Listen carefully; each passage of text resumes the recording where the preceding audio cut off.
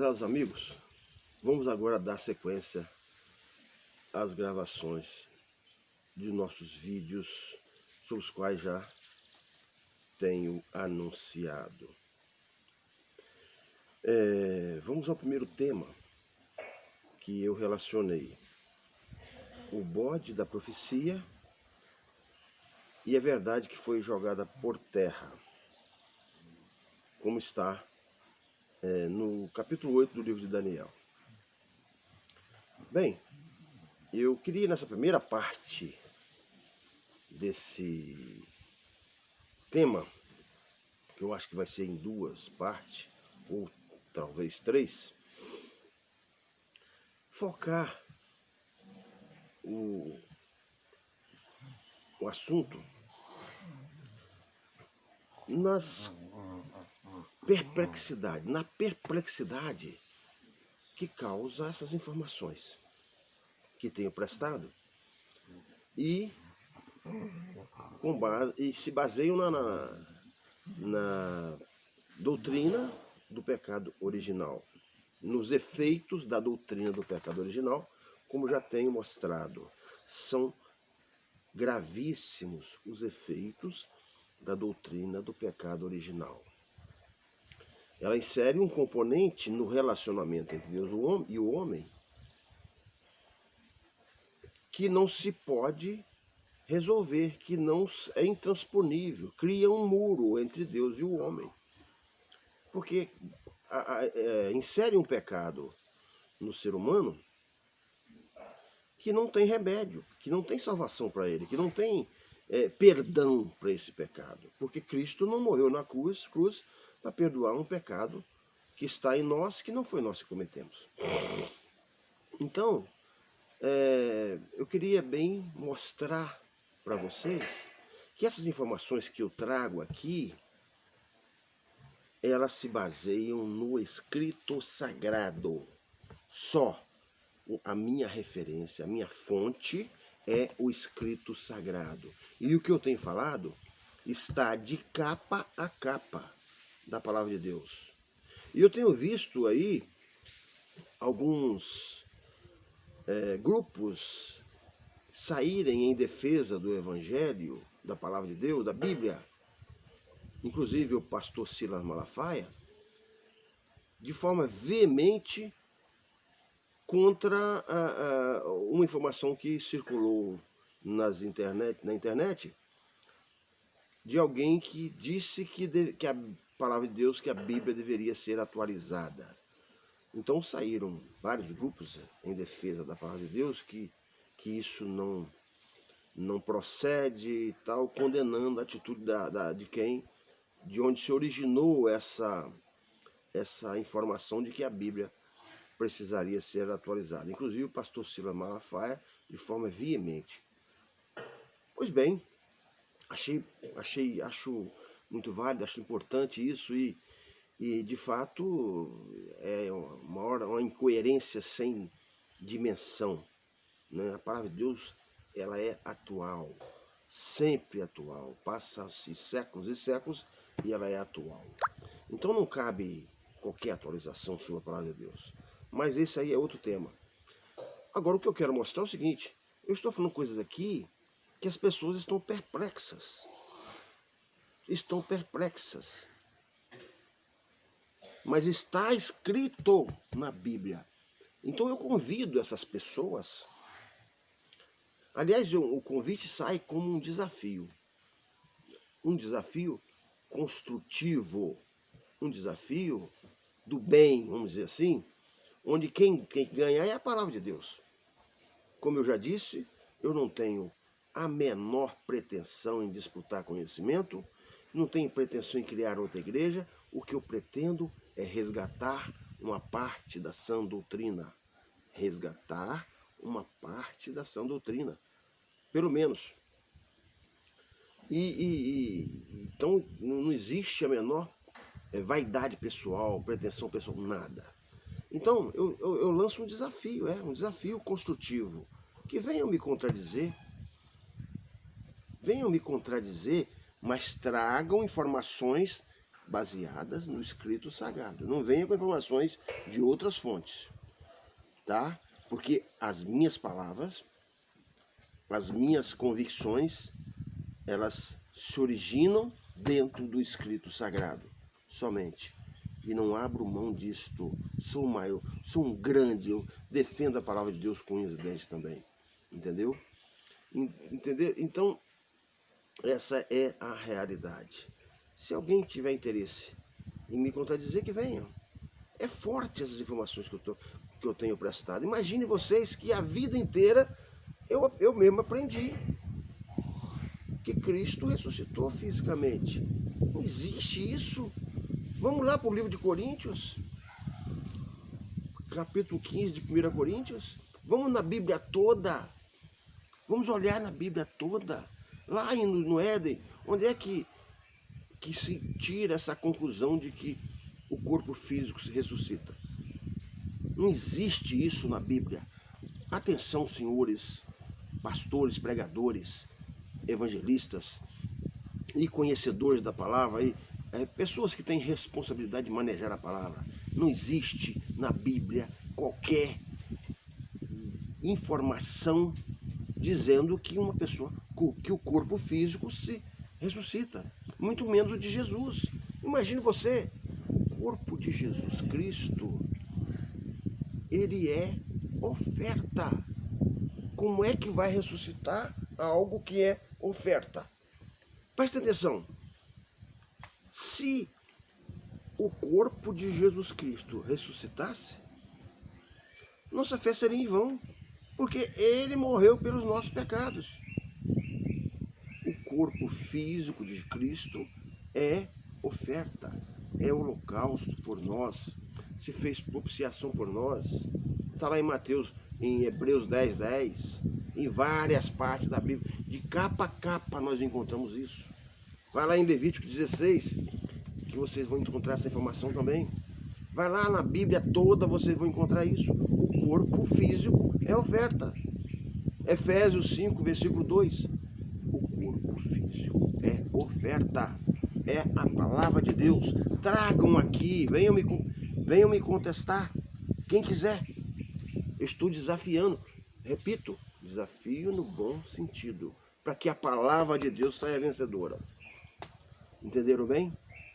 Então, mas essas distorções absurdas são provenientes dessa doutrina do pecado original. Todas elas. Veja, por exemplo, o Jardim do Éden.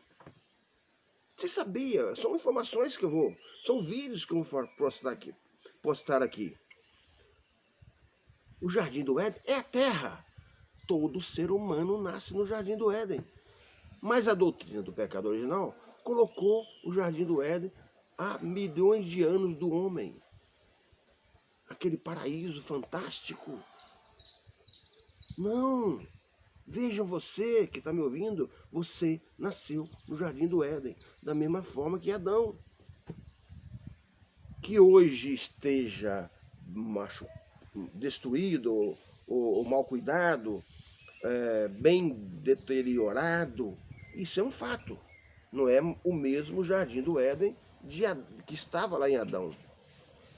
Quando Adão foi criado, quando o primeiro homem foi criado, lá o Jardim do Éden estava intacto. Dali para cá, a ação do homem foi destruindo. Mas é o mesmo Jardim do Éden.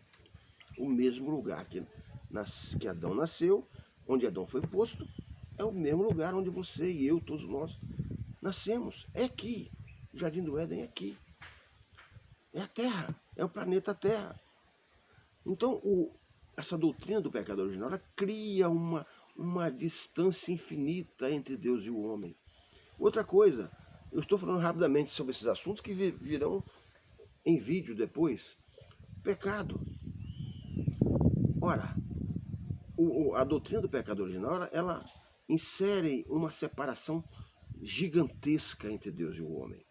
Ela coloca Deus lá no Jardim do Éden, há bilhões de anos, sei lá, milhões de anos, desde a formação do mundo, e você cá, eu cá, nós aqui, nessa distância absurda.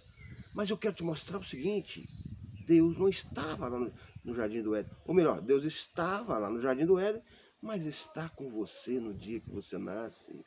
E fica com você até o dia que vem, que você ingressa na fase da consciência e aí peca. Aí é que Deus se afasta de você. Aí é que você morre. Aí acontece a primeira morte. Já ouviu falar em primeira morte e segunda morte? A primeira morte não é a morte física. Outra informação. Percebem a gama de informações equivocadas? A primeira morte não é a morte física. A primeira morte é a morte espiritual, quando você peca, quando você se afasta de Deus, quando Deus te expulsa do paraíso, viu bem? O que aconteceu com Adão? Ele pecou, Deus expulsou do paraíso. Mas o paraíso é o quê? É a presença de Deus. Deus não expulsou Adão do jardim do Éden, da terra. Não, Deus expulsou Adão da presença dele. E ele, o mesmo ele faz com você, comigo, com todos nós que pecamos. Ninguém de nós nasce pecador. Enquanto nós estamos na fase da inocência, Deus está conosco. Ali, logo ali.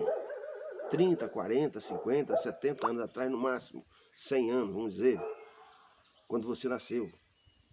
Quando cada pessoa nasce, ali está Deus, com seus anjos guardando, te protegendo. Aí vem o pecado e você se sente atraído pelo pecado e vai, e peca. Quando entra a fase da consciência, aí você se afasta de Deus. Ali acontece a primeira morte. Essa é a primeira morte. Nada a ver com a morte física. Entenderam? É aí que entra o entendimento. O salário do pecado nada tem a ver com a morte física. Veja como a doutrina do pecado original criou distorções, divergências. O salário do pecado é a morte espiritual. Adão morreu fisicamente. Mas quando? No dia que pecou? Não. Adão pecou e viveu mais 800 anos. Então, não é a morte física que é o salário do pecado. É a morte espiritual. Adão pecou, se afastou de Deus imediatamente. Na hora, foi na hora. E aí, então, aconteceu a morte espiritual. Então, eu quero mostrar para vocês que são essas as distorções absurdas que essa doutrina cria no ser humano. Ela faz do corpo físico a referência número 1. E ela deixa em segundo plano o espírito. Precisamos entender isso. Vamos atentar a isso, senhores, pastores, pregadores, todos que se responsabilizam, que têm responsabilidade com o manejo da palavra sagrada, do escrito sagrado. Corpo físico não é o endereço das bênçãos. O endereço é o espírito, certo? Quem é feito à imagem e semelhança de Deus é o espírito, não é o corpo. O corpo é apenas uma casa que Deus faz para o espírito. Quem é criado à imagem e semelhança de Deus é o espírito. Entenderam? O espírito é que é o ser, não é o corpo. O corpo não é o ser. O ser é o espírito. Essa é uma das tragédias construída pela doutrina do pecado original. Ela inverte. Ela joga no corpo físico todas as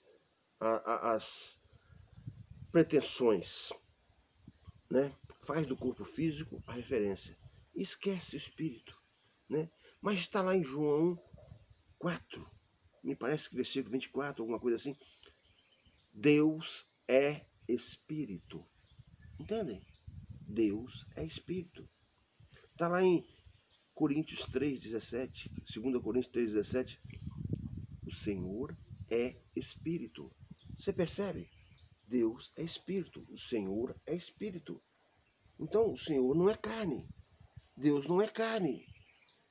Aí é que está a grande diferença, né? A referência nossa tem que ser o espírito. E é por isso que eu comecei a me aprofundar nesses estudos. Comecei a ver essas divergências, essas incoerências que a gente encontra toda hora. Entenderam? Então, eu quero deixar essa primeira parte desse tema com essas palavras. E convido, repito, convido a todos que queiram me contestar, que venham, mas venham exibindo a palavra, o escrito sagrado.